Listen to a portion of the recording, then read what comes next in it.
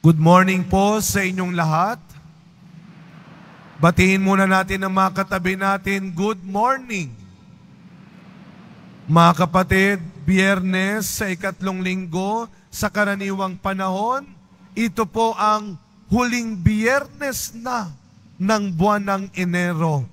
Biyernes, araw ng ating debosyon sa Poong Jesus Nazareno, kaya bigyan natin siya ng palakpak ng papuri at pasasalamat sa umagang ito. Mas malakas sa palakpak para sa Panginoon sa lahat ng biyaya sa buwan na ito. Napakabilis po ng panahon, mga kapatid. Sabihin nga natin sa katabi natin, tapos na. Sabihin niyo po sa katabi niyo, tapos na. Ang alin kaya, Father? No? Ang buwan ho ay patapos na. Sana ganon din ang iyong mga problema. Amen? Na Lord, sana ito na rin ang ending ng pagkakasakit ko. Ito na rin ang ending ng mga bayarin ko. Amen? Parang mas malakas yung amen na yun, Tapos na.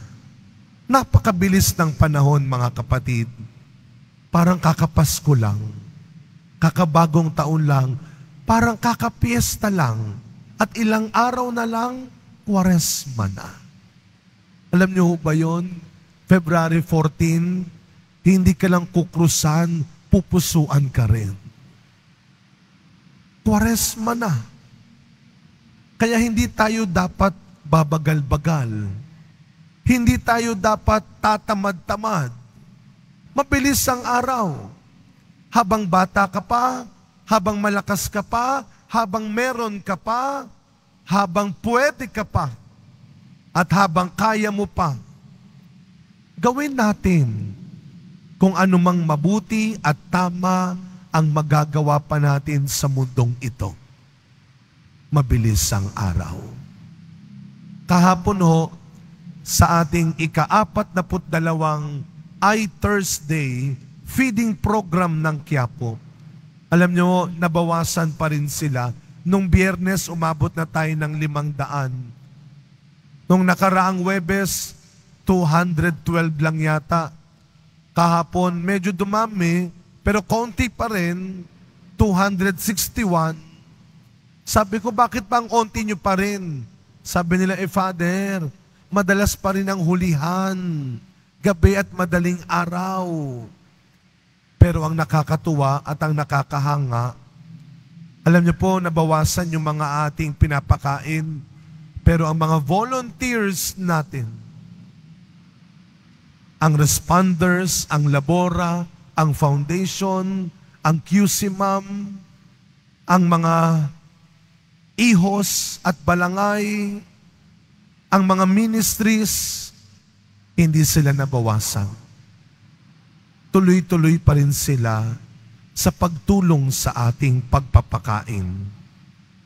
Sa dami po ng ating mga napapakain at natutulungan, hindi namin kakayanin kung wala tayong volunteers, kung wala kaming katulong. At tamang-tama po yan sa kapistahan ng 2 santo obispo na ipinagdiriwang natin ngayon. Sina Timoteo at Tito ay mga alagad, mga kasamahan ni Pablo, San Pablo, sa pagpapahayag ng mabuting balita, sa pagmimisyon. Sa dami ba naman ng pupuntahan ni Pablo, hindi niya kayang mag-isa. At sa unang pagbasa, narinig po natin ang labis-labis na pasasalamat ni Pablo sa Diyos sa pagbibigay sa kanya ng mga kataong katulad ni Timoteo at Tito. Kasama niyang nagtuturo ng mabuting balita sa salita at sa gawa. Sa kabila ng maraming pagsubok, maraming pangungutya, maraming panguhusga, maraming pananakit, hindi siya iniwan ng 2. Kasama sila ni Pablo na matapang, na nagtuturo ng mabuting balita sa harap man ng pagpapakasakit at paghihirap. Huwag nating kalilimutan ang maraming taong ibinigay ng Diyos sa buhay natin upang makasama natin. Noong pong Miyerkules, nagkasal ako sa San Pedro Calungsod Parish sa may Antipolo. Nung papunta, hinatid ako. Nung pabalik, nag-LRT ako mula Antipolo. Isang sakay lang naman, no? Dalawa pala. Jeep, tapos LRT, tapos 30 minutes Antipolo to Recto.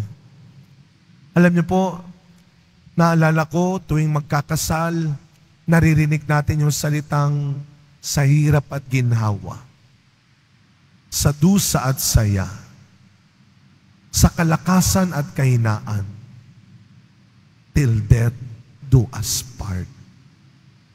Hindi lang yan para sa mag-asawa. Maraming tao sa buhay mo ang pinatunayan yan. Huwag mo silang kalilimutan.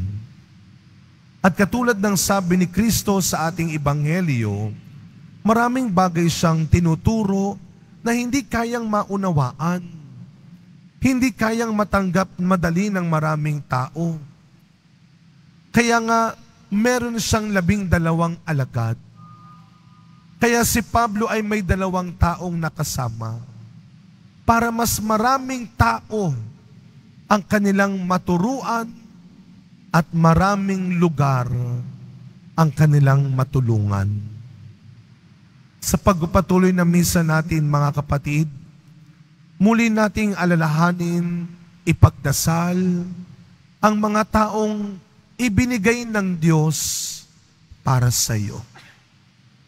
Hindi para mapakinabangan mo lang at hindi para gamitin mo lang, kundi para maging tapat at mabuti nating gabay at alalay sa buhay.